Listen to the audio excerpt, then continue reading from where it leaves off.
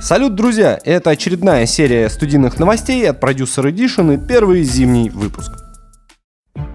Компания Amphion выпустила свои первые активные трехполосные студийные мониторы One 25A, которые были анонсированы на выставке NAMM в 2023 году. Порядка 25 лет исследований потребовалось компании, чтобы разработать и создать данную модель. One 25A оснащается дюймовым титановым твиттером, 10-дюймовым низкочастотным алюминиевым вуфером и среднечастотным алюминиевым драйвером 5,25 дюйма. Вуфер и среднечастотный динамик с твиттером находятся в изолированных герметичных камерах, что сводит к минимуму негативные взаимопроникающие эффекты и способствует более высокой четкости транслирования. Перегородка вокруг среднечастотного динамика акустически симметрична, что также обеспечивает повышенную точность звучания. Стоит отметить интересное расположение блока усилителей. Вся электроника One 25A размещена снаружи, в жестком стальном корпусе, который также снимается для установки на софит. Конструкция излучателя обладает технологией Uniformly Directive Diffusion 5-го поколения, что обеспечивает улучшенную интеграцию динамиков. Кроссовер создан на основе двухполосной активной схемы блоков Amphion Base. Я не могу без этого. Заявленный воспроизводимый диапазон частот с 22 Гц до 22 кГц. Общая мощность системы 1110 Вт. Для подключения мониторов предусмотрены балансные разъемы XLR, а вес каждой колонки составляет 41 кг. Не шутя. Стоимость $14 900, а в Dr. Head уже появилась возможность для предзаказа. Amphion One 25A уже на пути в магазин, так что скоро можно будет прийти и попробовать их на вкус. Сережа, жди в гости, приеду к тебе с пирогом. Компания Klagenhelm выпустила плагин Tense. Это виртуальная версия пружинных ревербераторов, представленных известной австрийской компанией AKG с начала 70-х. Все началось в 1972 году с выпуска...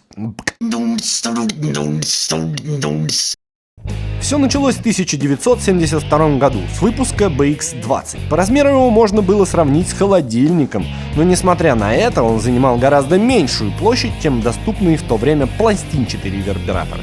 В 1975 году за ним последовал BX10. Он был разработан как портативная версия, в которой ручка для переноски могла использоваться для фиксации резервуаров при транспортировке. Он занимал гораздо меньшую площадь, чем его предшественник. К концу 70-х годов была выпущена версия BX5 для монтажа в 3-юнитовую стойку. Это была самая доступная модель линейки BX. В 1982 году была выпущена модель BX25.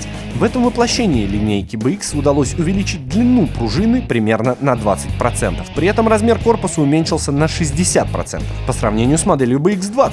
BX25 включал встроенную задержку, которая предназначалась для использования в качестве предварительной задержки для реверберации. BX15 был выпущен в том же году. Он был построен на базе BX10 и предлагал больше возможностей выбора времени затухания и ступенчатое управление секцией эквалайзера устройств. Эти устройства были основаны на собственном запатентованном компанией принципе конструкции, который позволял различным соединенным пружинным элементам разной длины и диаметра проволоки вибрировать в небольшом изолированном пространстве. Пружинными элементами манипулировали различными способами, например, за счет травления поверхности проволоки и деформации отдельных витков спирали. Получается сильно рассеянная и очень плотная реверберация, которая не выявляет так называемого бренцания, присущего именно пружинным ревербераторам и значительно приближая ее к звучанию пластинчатых. Этот диапазон ревербераций хвалит за его невероятно глубокий, органичный, сложный, насыщенный, плавный и плавающий характер. С точки зрения звучания его можно рассматривать как недостающее звено между классическими пружинными и пластинчатыми реверберациями. Плагин доступен в платной и бесплатной версии. Горячие новости от Института звукового дизайна. Стартовал набор студентов на экспресс-программу 20 недель учебы в группах по 10 человек.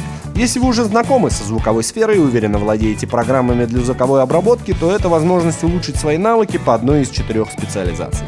Музыка для визуальных медиа, музыкальный продакшн, саунд-дизайн для визуальных медиа, Game Audio. Уже во время учебы вы приступите к реальным проектам с киношколами и рекламными школами. Также поучаствуйте в Game Jam'ах.